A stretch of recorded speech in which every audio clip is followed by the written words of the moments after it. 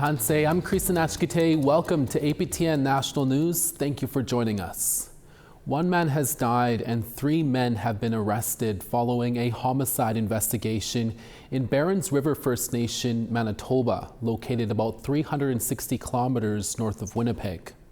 Last Thursday at around 4 p.m., Berens River RCMP received a report of an assault.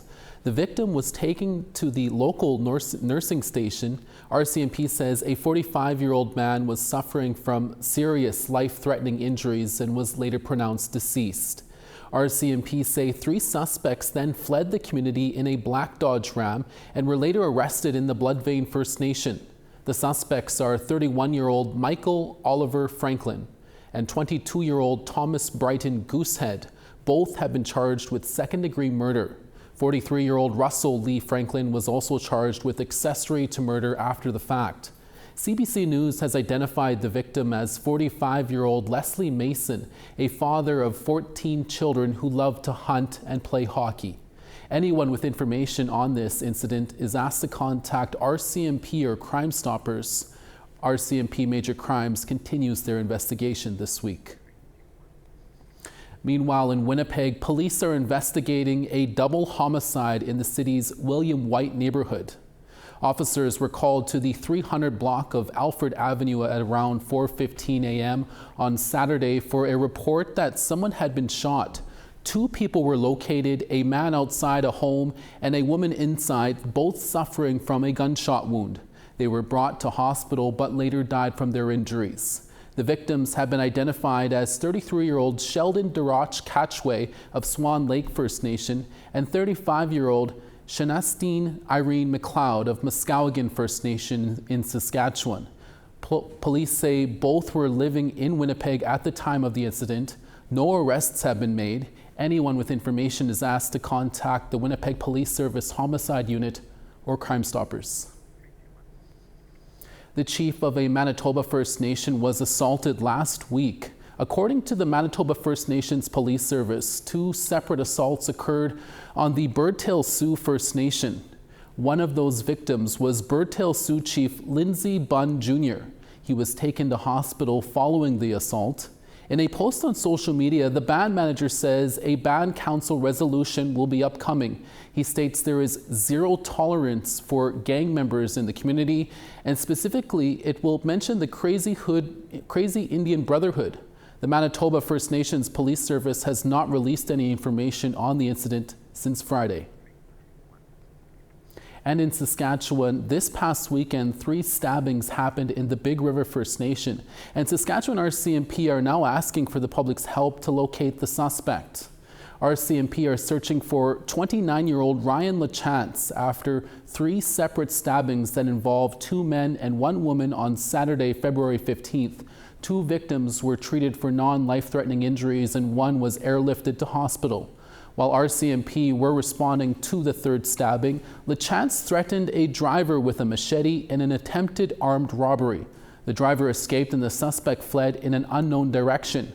LaChance is 5'6", 150 pounds with brown hair and brown eyes.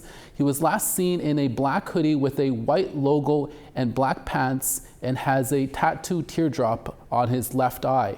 RCMP consider him armed and dangerous. Do not approach him. Call 911 if you see him. Amid the looming U.S. tariff threats, Canada's premiers wrapped up a trip to Washington last week where they met with White House officials. Newfoundland and Labrador Premier Andrew Furey says he found it incredibly concerning to hear from the officials that Trump is serious about making Canada the 51st state. He told us, point blank, take the president serious. Don't dismiss it as humor. Take him serious. He means what he says and he says what he means. And anyone who doesn't recognize that in the president does so at their own peril. That is a chilling comment coming from the president of the United States, the leader of our closest ally, our biggest trading partner. But there you have it. To ignore it or to ostrich on it would be fundamentally wrong in trying to protect Canadians. Canada's leading LGBTQ2S+ advocacy organization is also boycotting travel to the U.S. over concerns about how their members might be treated at the border under the Trump administration. Trump has signed an executive order only recognizing two genders, male and female. eGale Canada says it is worried about anyone who identifies as non-binary, transgender, or intersex and travels with a Canadian passport bearing an X gender marker. The group has decided they will not be attending a UN summit in the US planned for next month. Saskatchewan's Internet Child Exploitation Unit, or ICE, is investigating a series of disturbing images on the chat-based internet application Discord. According to authorities, a chat room on Discord has targeted Indigenous communities and shared intimate photos of various women without their consent. APTN's Rachel May brings us more details. The Discord chat rooms dedicated to sharing intimate images had victims from Beauval, Black Lake, Buffalo Narrows, Canoe Lake, Duck Lake, Isle Lacrosse, La Loche, Larange, Meadow Lake, North Battleford, and Pachunak.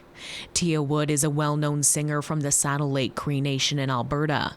Someone doctored several images of her to appear nude and uploaded them without her consent. The Saskatoon Police Service ICE unit is part of a national coalition of police units dedicated to investigating sexual exploitation.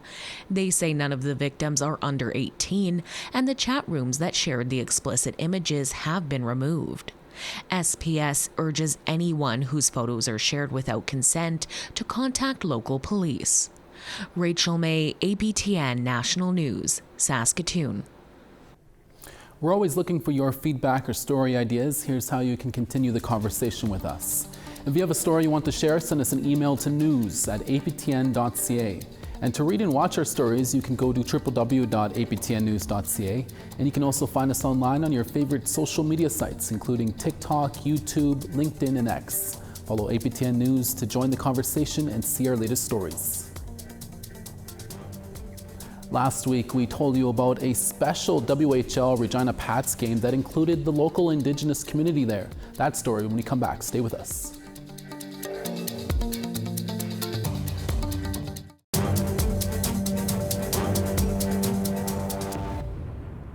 Welcome back. Earlier in the month, on February 7th, the Regina Pats hockey team celebrated Indigenous culture with their annual Indigenous Celebration Night, and this year was extra special. The entire team wore jerseys with a star blanket design created by local artists, and one of the players proud to wear the jersey was Connor Bear from Ochapowace First Nation, who is on a journey to being one of the best on the ice. First Nations University Indigenous Communications arts student Brittany Putra was also there and has this story.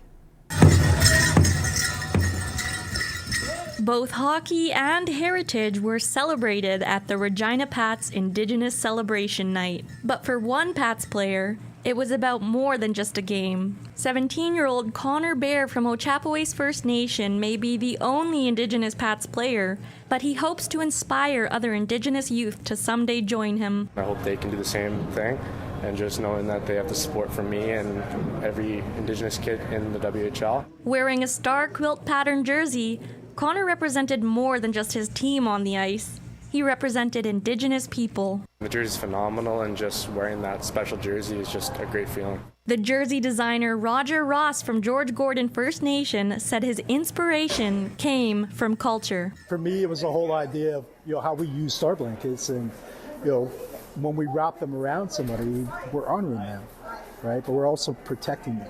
Whatever jersey Connor wore, his dad Tom Bear has always been on his team.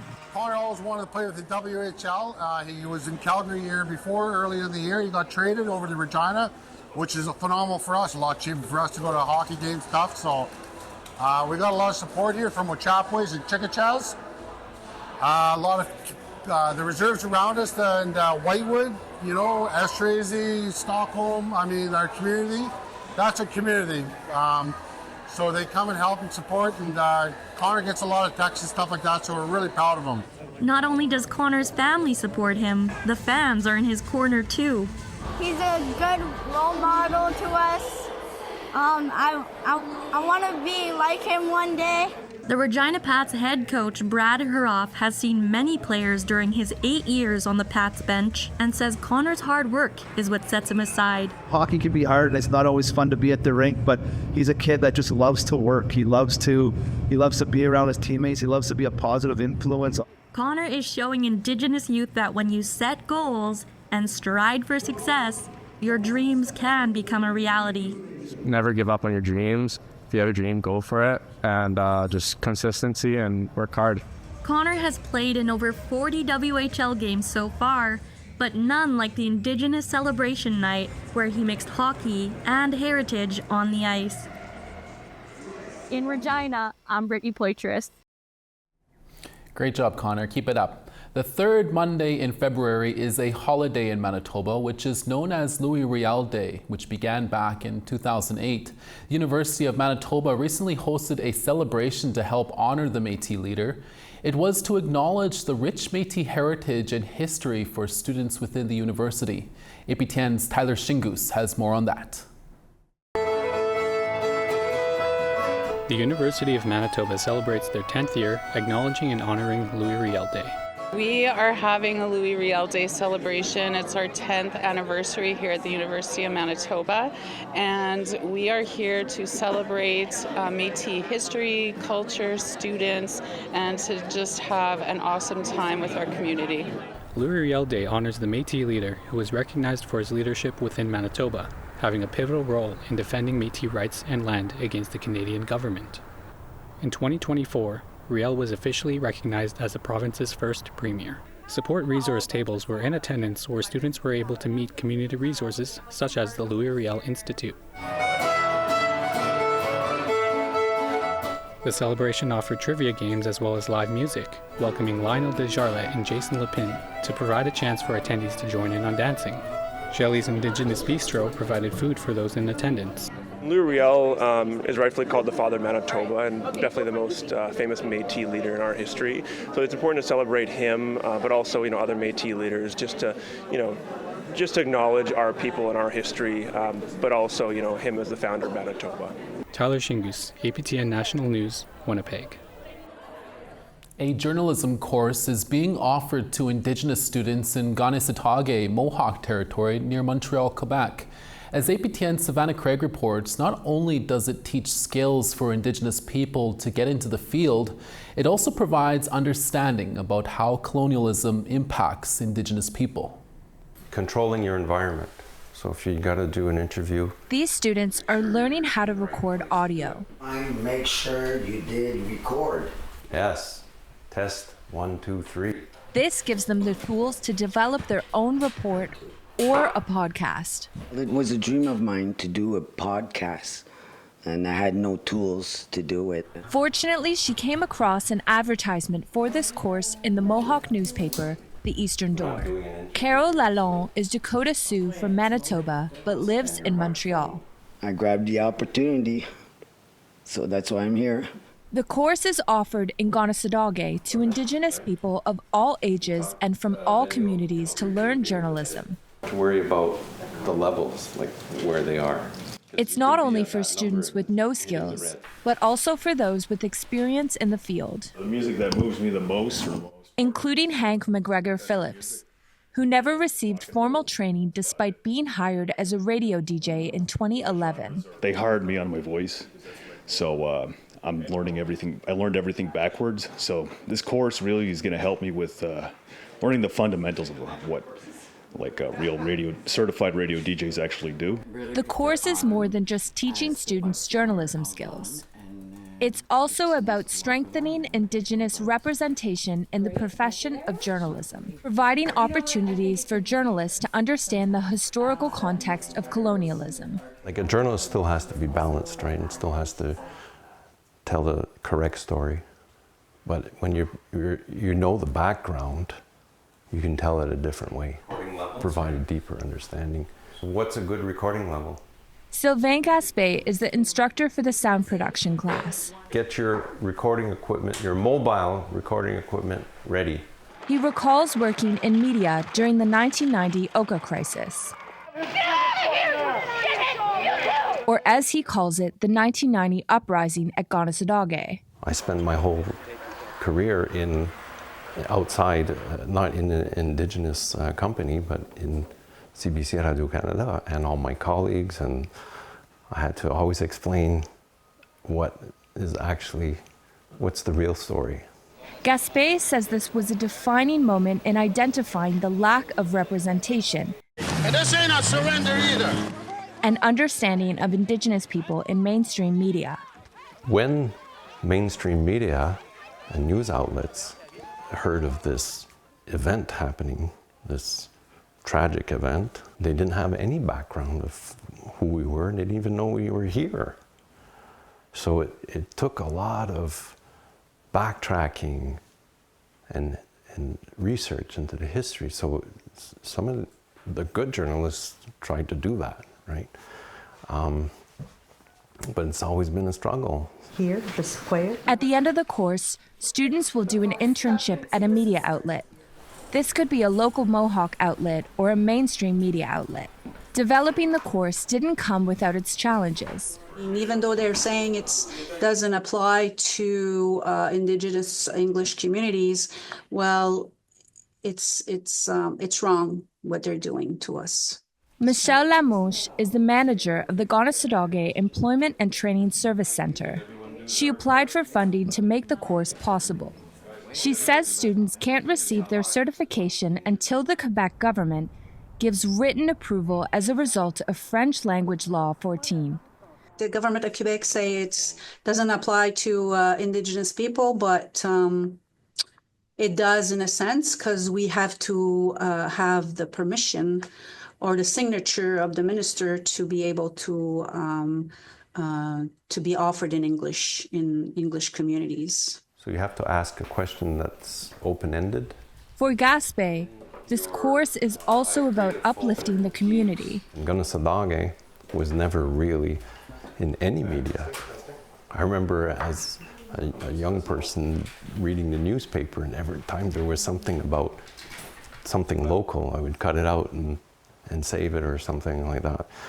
And it was really rare, because once we were in the news, oh wow, we're in the news. You're going to create a high quality recording that meets the criteria. Savannah Craig, APTN National News, Anishinaabe, Mohawk Territory. Thank you, Savannah. We now want to tell you about last week's web poll results. Our first question we asked, would you support a safe consumption site opening in your neighborhood? 64% responded no, while 26% responded yes, and 10% were unsure. Our second question we asked was, do you agree with the decision to strip Buffy St. Marie of her Order of Canada? An astounding 60% voted yes, 22% voted unsure, and 18% said no. And finally, for our third question, do you think anything has changed in Canada's policies since the siege of Anishinaabe in the 1990s? Almost half at 49% voted no, 34% were unsure, and 17% voted yes. Thank you all for taking the time to vote, and head over to our website at www.aptnnews.ca for our all-new list of web poll questions for this week. TR Wheatley is back with another Mother Tongue series. That segment when we're back in less than 3 minutes. Stay with us.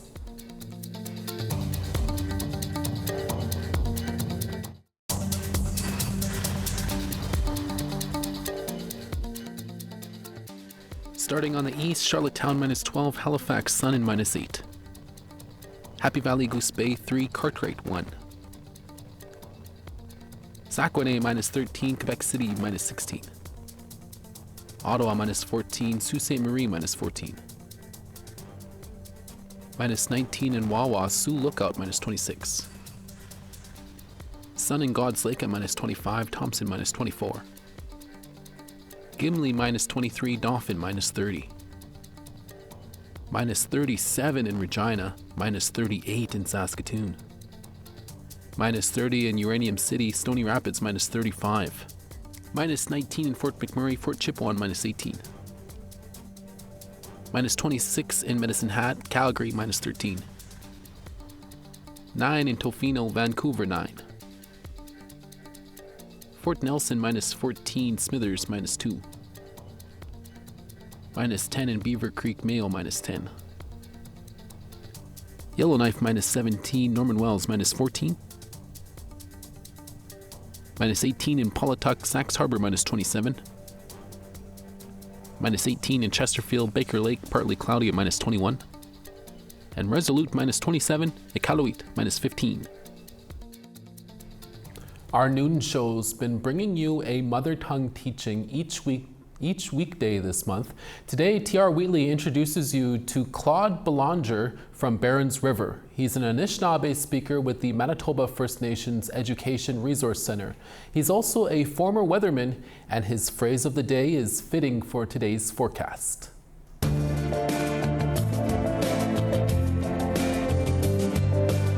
Introduce yourself. Hello, I'm Claude Belanger. I'm from Berens River. Hanin Kinawia, Claude Dijnikas. Mimiozi Bing Donji. I heard some news that you used to be a weatherman. I used to report weather to Atmospheric Canada. Really? Yeah. I'm sorry to say, but animation replaced me. The weather station I used to man is now about 80% animated. Learned a lot from my people the phrases for weather in our language. And I guess today you're going to share some of those weather words with us. Okay, well, yeah, shoot. Let's say something like, it's very cold out there today. Pije kisina agojing. Very cold outside. Wait, one more time. Pije kisina agojing. Pije kisina abojing. Agojing. Agojing. Yeah. Pije means very, kisina means cold, agojing means outside. Kon bemashe, snow is flying around. And it was very important for our people, especially the fishermen out in Lake Winnipeg, to know those things, because some people would know that it's coming by the skies they see, so they wouldn't go out, right? When I think about our language, it has more meaning. It has more meaning to my heart and soul when I speak it. When I speak it with my family. It's a beautiful and humorous language. There's lots of laughter when you see people conversing in the language. You'll hear them laugh a lot. Pije gesena agojing. Thank you. Tapuagiche.